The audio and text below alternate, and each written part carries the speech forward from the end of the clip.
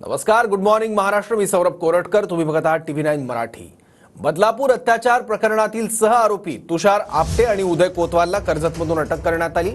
6 महिन्यांपासून फरार असलेल्या दोन्ही आरोपींना ठाणे क्राईम ब्रांचने अटक केली आहे. दरम्यान ठाणे क्राईम ब्रांच या दोन्ही आरोपींना SIT कडे सोपवणार आहे. हायकोर्टाने आपटे आणि कोतवालचा अटकपूर्व जामीन अर्ज फेटाळला होता. या दोन्ही आरोपींना आज कल्याण कोर्टात हजर करणार आहे. दरम्यान उदय कोतवाल यांचं BP वाढल्याने मध्यवर्ती रुग्णालयात त्याला दाखल करण्यात आलं आहे. 6 महिन्यांपासून हे दोन्ही सह आरोपी फरार होते. ठाणे क्राईम ब्रांचकडून दोन्ही सह आरोपींना कर्जतमधून अटक करण्यात आली आहे. तुषार आपटे आणि कोतवाल अशा दोघांची नावे आहेत. एक संस्थाचालक आहेत आणि दुसरे सचिव. आपटे कोतवालचा अटकपूर्व जामीन अर्ज फेटाळला होता. त्यानंतर आता ही अटक करण्यात आली आहे.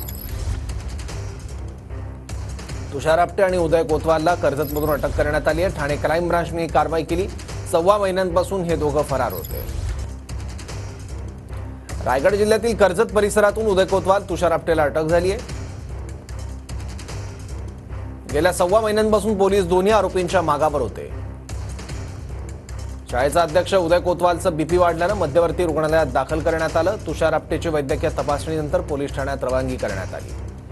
आरोपींना वैद्यकीय तपासणीसाठी आणताना पत्रकारांना चकवा देण्याचा देखील प्रयत्न झाला. पोलिसांनी चक्क डमी आरोपी बसून एक गाडी रुग्णालयात पाठवली. त्यानंतर मागच्या गेटने खऱ्या आरोपींना वैद्यकीय तपासणीसाठी आणलं.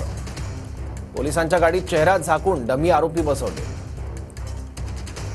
हे डमी आरोपी पोलीसच होते अशी सूत्रांची माहिती आहे. शाळेत घडलेला प्रकार पोलिसांना न कळवणं, पुरावे नष्ट करणं असे या दोघांवर आरोप आहेत.